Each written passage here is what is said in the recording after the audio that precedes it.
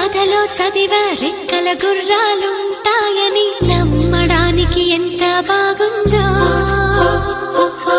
బాలమిత్ర కథలో చదివా పగడపు దీవులు ఉంటాయని